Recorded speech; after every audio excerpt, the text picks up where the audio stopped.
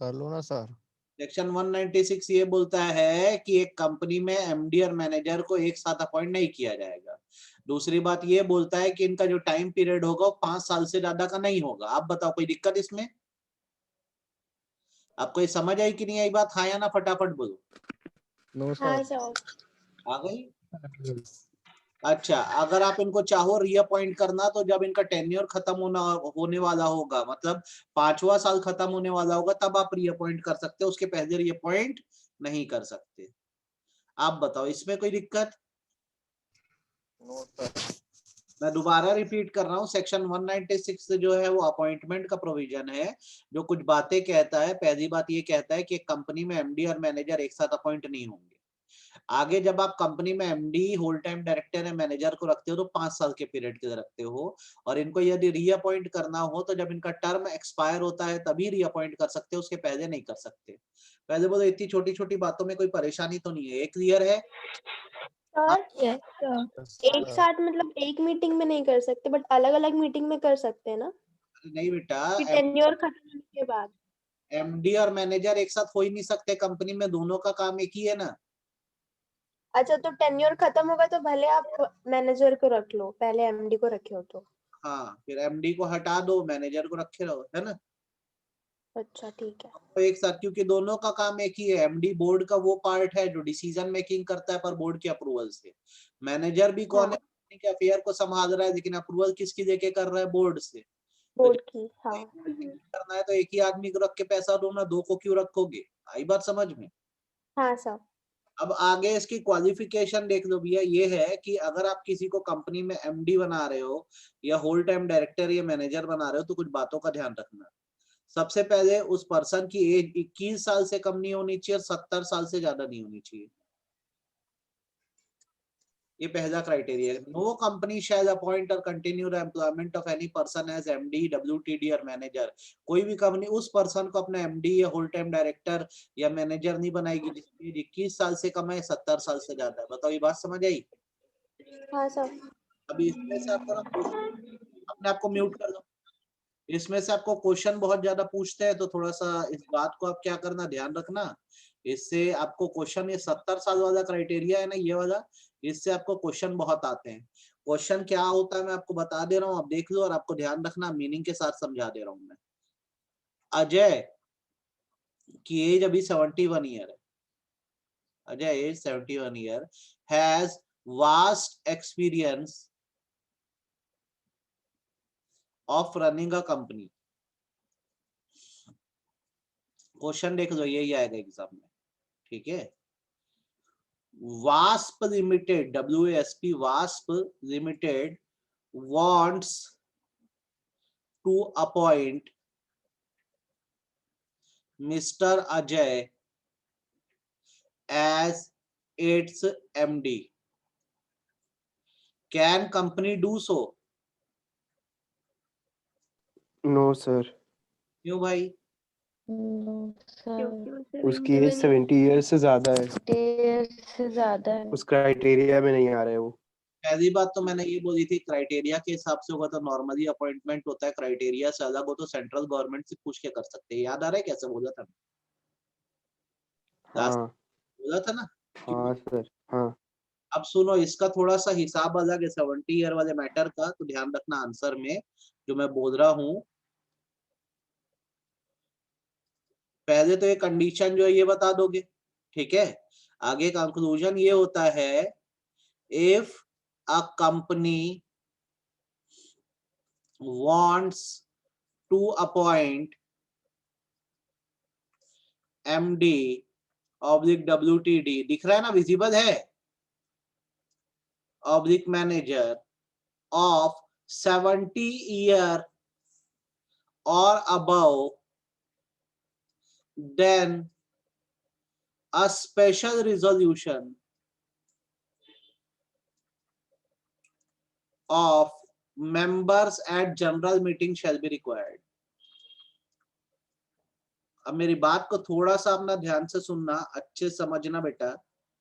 क्या होता है, ये क्वालिफिकेशन डिस्क्वालिफिकेशन के क्राइटेरिया दे दिए हैं। अगर आप क्वालिफाइड होते हो तो आपका एकदम आराम से अपॉइंटमेंट होता है, कोई दिक्कत नहीं है।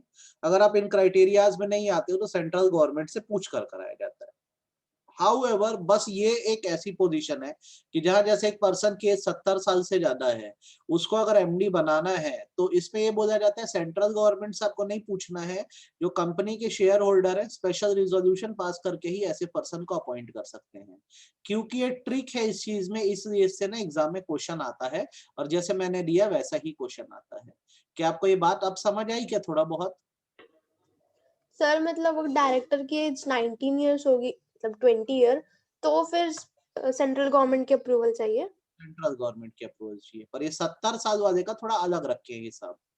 70 साल से ऊपर जैसे व्यक्ति है तो गवर्नमेंट से नहीं पूछना है अपने को, अपन जो मेंबर है स्पेशल रिजोल्यूशन पास करा के उसको अपॉइंट कर सकते हैं। समझ सर गए? सुनो ना, हाँ बोलो ना। जो ट्रिब्यूनल है मतलब परमिशन देती है अपॉइंटमेंट की, और वो रिटायर मतलब किसी डायरेक्टर को वो निकाल भी सकती है क्या? हम रिमूवल ऑफ डायरेक्टर पढ़े ना बेटे, रिमूवल का काम। हाँ नहीं, एक क्वेश्चन था उसमें ये लिखा हुआ था ऑप्शन में कि जो रिमूवल वाला ईजीएम दिया हुआ था और ना ट्रिब्यूनल दिया होता, तो राइट आंसर ईजीएम में निकाल सकते हो, आप ट्रिब्यूनल नहीं निकाल सकती। तो सही है ना। ऐसा था क्या? क्या है, शेयर होल्डर ने अपॉइंट किया तो रिमूव भी कौन करेगा? Share share holder. Share holder किस में करेंगे? मीटिंग में करेंगे। उनकी मीटिंग क्या कहलाती है? General meeting. हाँ जनरल। एजीएम या ईजीएम। आ रही है मेरी बात समझ में? ठीक है। अब बताओ ये पहला पॉइंट समझ आया कि नहीं आया? हाँ सर। बाकी लोग को आया कि नहीं आया बेटा? अच्छे से आया? हाँ सर। आ गया। दूसरा, अगर कोई व्यक्ति अनडिस्चार्ज इंसॉल्वेंट है, अनडिस्चार्ज इंसॉल्वेंट का मतलब लाइबिलिटीज पे नहीं है, तो वो एमडी या मैनेजर या होल टाइम डायरेक्टर नहीं बन सकता। बताओ इसमें कोई दिक्कत? इसमें कोई दिक्कत? No sir. तीसरी बात, उसने बहुत समय से अपने क्रेडिटर्स को पेमेंट नहीं करी है, पेमेंट सस्पेंड करके रखी हुई है। इसमें कोई दिक्कत? No sir. अच्छा, उसको कोर्ट ने किसी केस में कन्विक्ट या दोषी ठहराया है और सजा 6 महीने से ज्यादा की हुई है, तो ऐसा पर्सन एमडी या होल टाइम डायरेक्टर या मैनेजर नहीं बन सकता। कोई दिक्कत? No sir. अच्छे से मेरी बात समझ आ गई? कोई परेशानी नहीं है? हाँ। सेक्शन 196 अच्छे समझ आया कि नहीं आया? हाँ या ना? हाँ फटाफट सर आ गया। नीचे यस पढ़ो। सर। ये जो बात मैंने आपको बोली थी ना अभी थोड़ी देर पहले, आपको देखो यहाँ पर एक्सप्लेन भी किया है। Appointment of a person who has appointment of a person who has attained age of 70 year may be made by passing a special resolution, in which case explanatory statement annexed मतलब attached होता है, ठीक है? To the notice for such motion shall be indicate the justification of appointing such person। आपको line समझ दे रहा हूँ क्या होता है? अगर किसी 70 साल से ज्यादा के तो तुमको एमडी बनाना है तो स्पेशल रिजोल्यूशन लगेगा, लेकिन जब जनरल मीटिंग का नोटिस भेजोगे तो एक एक्सप्लेनेटरी स्टेटमेंट भेजना, मतलब एक डिटेल भेजना जस्टिफिकेशन के साथ कि बताओ इस पर्सन को क्यों कंपनी में एमडी बनाया जा रहा है। क्लियर है मेरी बात? आपको मेरी बात समझ में आई?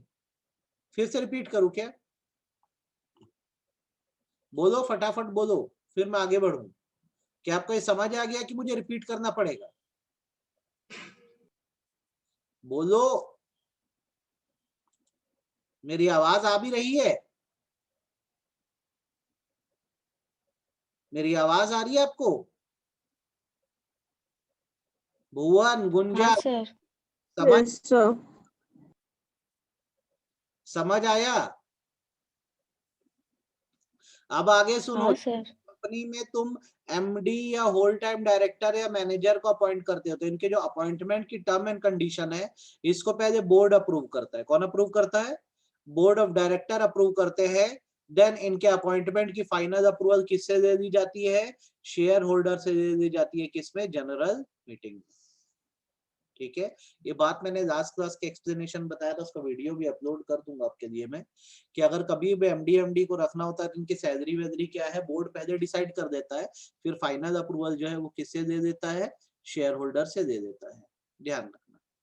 आप बता दो इसमें कोई दिक्कत इस लाइन में? No sir. अच्छा, अब यहाँ पे एक सिचुएशन दे रहा हूँ आपको, इसमें क्या होगा बताना मेरे को।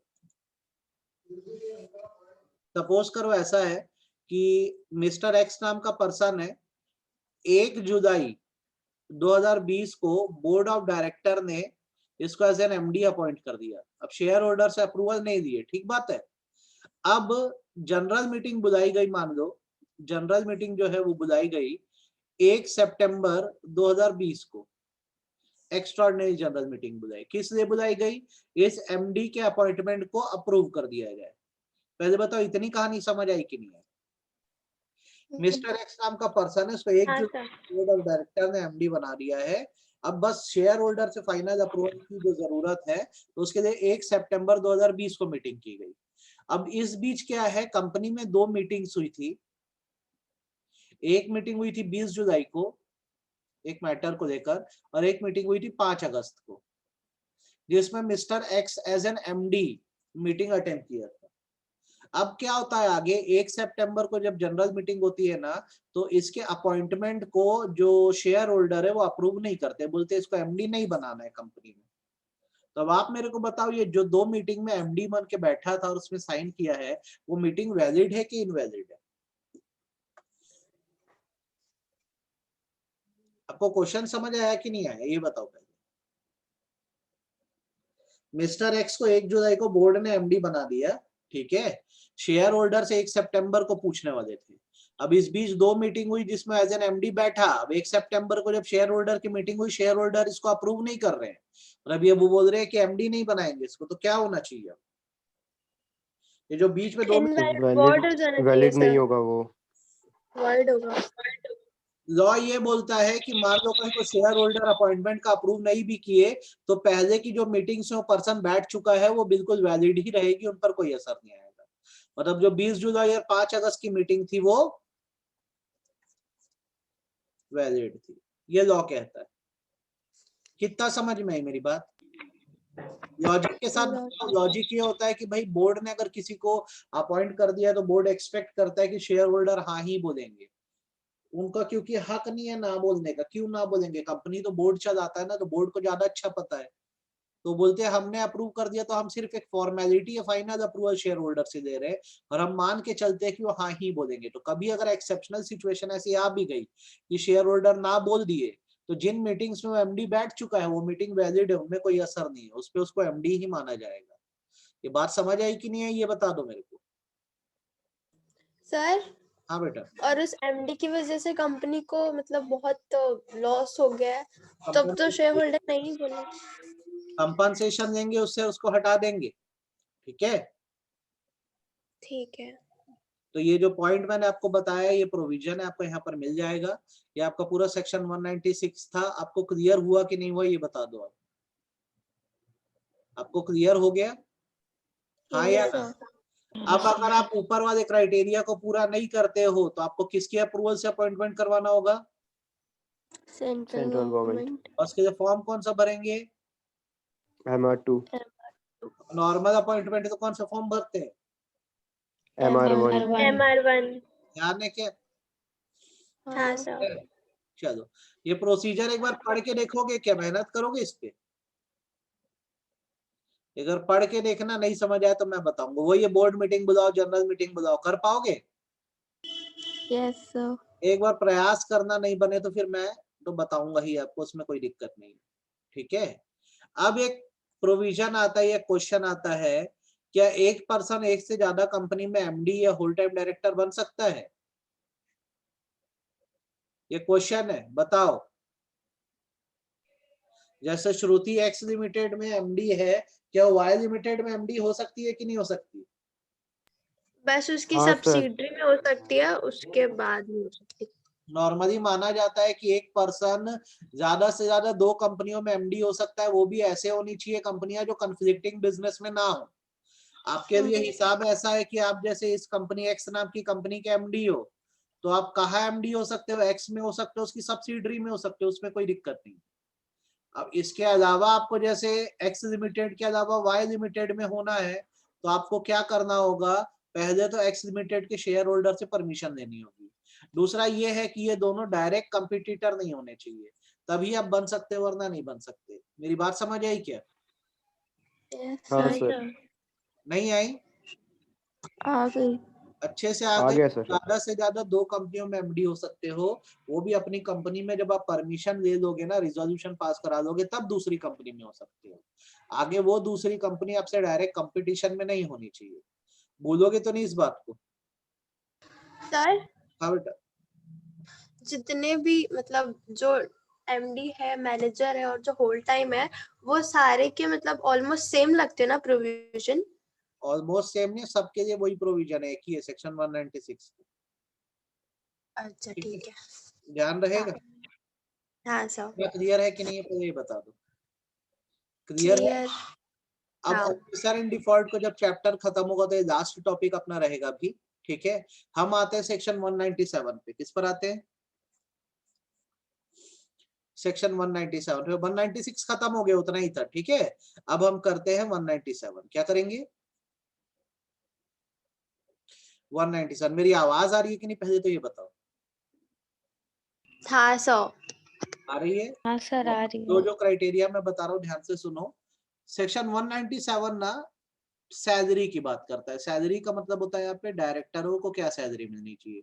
अब यहाँ पर वो डिस्टिंग्विश भूल जाओ कि एमडीए की होल टाइम डायरेक्टर है। हम ओवरऑल की बात कर रहे हैं कि कंपनी में डायरेक्टर है, अगर एग्जीक्यूटिव नेचर का डायरेक्टर है जो कंपनी में काम करता है, उसकी क्या सैलरी होनी चाहिए।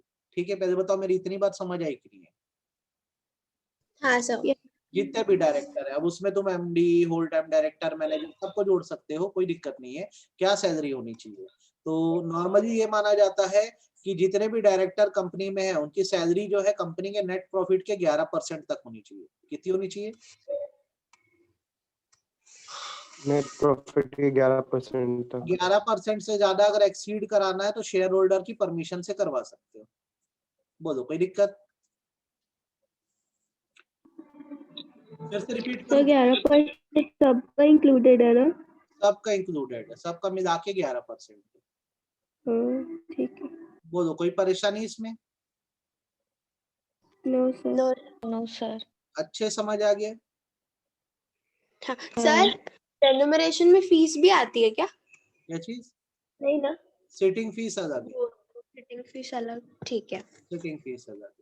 ठीक है, अब ये तो बात हो गई सारे डायरेक्टरों को मिलाकर कितना, 11%, है ना। अब उसके बाद बारी आती है कि अगर एक सिंगल डायरेक्टर को देना हो, ठीक है, सिंगल एग्जीक्यूटिव डायरेक्टर को देना हो तो कितनी दोगे? ठीक, अगर आपके यहाँ फुल टाइम काम कर रहा है तो उसको कितना दोगे आप? यहाँ पे ब्रैकेट में लिख भी दे रहा हूँ, एक डायरेक्टर आपके यहाँ फुल टाइम काम करता है, तो चलो उसके पर्सनल पर्सपेक्टिव से बात करते हैं। उसको देखो टोटल सबको मिलाकर कितना दे रहे, 11% तक, है ना। ठीक, अब एक सिंगल डायरेक्टर से ऋषिता है तो ऋषिता को कितना दे सकते हैं अगर मैक्सिमम देना हो तो अगर ऋषिता की कंपनी में पहले से एमडी या होल टाइम डायरेक्टर या मैनेजर है तो ऋषिता को नेट प्रॉफिट के 5% तक दे सकते हैं। कितना परसेंट तक दे सकते हैं? 5%। 5%। 5% तक दे सकते हैं। और ये माना जाता है कि अगर एक से ज्यादा एमडी है या होल टाइम डायरेक्टर है, मैनेजर है, तो 10% तक दे सकते हैं। ठीक, मैं दोबारा रिपीट कर दे रहा हूँ, ऋषिता कंपनी में फुल टाइम डायरेक्टर है, फुल टाइम यहाँ पे वर्क करती है। ठीक है, तो उसको क्या सैलरी देनी चाहिए। और अगर आपको फुल टाइम वर्ड से थोड़ा सा डाउट हो तो आप इसको इस तरह से भी लिख सकते हो कि अगर मैं बोलता हूँ ऋषिता इस कंपनी की एमडी है तो उसको इंडिविजुअली कितना पैसा दिया जाएगा। तो अगर ऋषिता अकेली है, एक ही एमडी है सिंगल, तो 5%, और उसके साथ कोई और भी है तो फिर कितना percent of net profit? 10% of net profit किया जा सकता है। बोलो कितना क्लियर है? हाँ सर। अच्छे से किया, आधा अधूरा? अच्छे से। ठीक, अच्छा, उसके अलावा जैसे कोई नॉर्मल डायरेक्टर जो पार्ट टाइम में काम करता है, किसमें काम करता है? जैसे मैं बोलता हूँ पार्ट टाइम। एक डायरेक्टर है जो पार्ट टाइम में काम करती है और फुल टाइम नहीं देती कंपनी को, तो उसको क्या सैलरी दी जा सकती है पर्सनली? तो ये माना जाता है कि हम तो मान के चल रहे साक्षी पार्ट टाइम है, तो इस सिचुएशन में ये माना जाता है कि साक्षी को क्या दिया जाएगा? 1% ऑफ नेट प्रॉफिट दिया जाएगा अगर कंपनी में एमडी अपॉइंटेड है तो। कौन अपॉइंटेड है तो? एमडी। और अगर कंपनी में एमडी अपॉइंटेड नहीं है या होल टाइम डायरेक्टर अपॉइंटेड नहीं है तो साक्षी को 3% दिया जा सकता है। कितना परसेंट? 3%। ठीक, अब इसको एक बार स्लैब टाइप से बना देते हैं ताकि आपको इसमें इशू ना जाए। ठीक, ये देखो ऐसा है ये क्राइटेरिया कुछ, और आप ये वीडियो देखोगे तो बना देना इसको भी है, ये ठीक है। देखो ऐसे करते हैं इसको, ओवर ऑल रेम्यूनरेशन कितना, 11% ऑफ नेट प्रॉफिट, इसमें कोई दिक्कत? 11% ये सबके लिए है, ठीक है। अब उसके बाद क्या है, इंडिविजुअल स्लैब अप्लाई हो जाते हैं। तो इंडिविजुअल स्लैब क्या है, जैसे मैं बोलता हूँ कोई एग्जीक्यूटिव डायरेक्टर है, ठीक है, तो इसमें क्या है बेसिकली, अगर कंपनी में एमडी है, in case of one MD, company में एक अकेला एमडी है जैसे, तो उसका कितना होता है 5% ऑफ नेट प्रॉफिट, और अगर मोर देन वन एमडी है तो 10% ऑफ नेट प्रॉफिट, ठीक। वैसे ही अगर थोड़ा सा म्यूट कर दो, अगर आपकी कंपनी में कोई पार्ट टाइम डायरेक्टर है, अगर आपकी कंपनी में पार्ट टाइम डायरेक्टर है, तो इसमें क्या, अगर कंपनी में एमडी प्रेजेंट है, मतलब एमडी अपॉइंटेड है, तो आपको मिलेगा क्या 1% ऑफ नेट प्रॉफिट, और अगर आपकी कंपनी में एमडी अपॉइंटेड नहीं है, नॉट अपॉइंटेड, तो 3% ऑफ नेट प्रॉफिट। अब ये स्लैब देख के बताओ आपको समझ आ रहा है कि नहीं आ रहा है? हाँ सर। आ गया। सर अब ये लिमिट से अगर ज्यादा अगर देना है तो किसकी परमिशन लगेगी? Share holders. अच्छे से क्लियर है कि नहीं है मेरी बात? Yes sir. मन में जीवन में कोई डाउट तो नहीं आ रहा इसको लेकर? ये पूरा स्लैब समझ आया कि नहीं आया ये बता दो। हाँ आ गया। हाँ सर। अब नीचे की लाइन थोड़ा सा अच्छे से पढ़ो और ध्यान से समझो। Where the company has defaulted in payment of due to any bank or financial institution or non-convertible debenture or any secured creditor, the prior approval of bank or financial institution concerned or non-convertible debenture holder or other secured creditor, as the case may be, shall be obtained by the company before obtaining the approval in general meeting। ये ऊपर जो limit दिए है, अगर उससे ज्यादा आपको salary अगर देनी है और आपका कहीं लोन बकाया है, तो पहले उन लोगों से पूछो, फिर मेंबर से पूछो, तब सैलरी एक्सीड हो पाएगी, वरना एक्सीड नहीं हो पाएगी। बोलो कितना क्लियर है मेरी बात? जैसे सारी लिमिट आपने पढ़ी, इस लिमिट से ज्यादा देना है तो आप हर जगह पढ़ रहे हो, शेयर होल्डर से पूछ के किया जाता है। लेकिन अगर आपका बैंक में ड्यू है या पब्लिक फाइनेंशियल इंस्टीट्यूशन में ड्यू है, तो उस पब्लिक फाइनेंशियल इंस्टीट्यूशन या बैंक से भी परमिशन लेनी होगी, फिर आप शेयर होल्डर से पूछ के इस लिमिट से ज्यादा सैलरी पे कर पाओगे। बोलो कितना क्लियर है मेरी बात? पूरा समझ आया कि सिर के ऊपर से गया? आ गया। आ गया। इतना पढ़ो काफी है, ठीक है। कल ये चैप्टर खत्म हो जाएगा, आपका लास्ट टॉपिक बचा है इसका, कल ये चैप्टर खत्म करा दे रहा हूँ।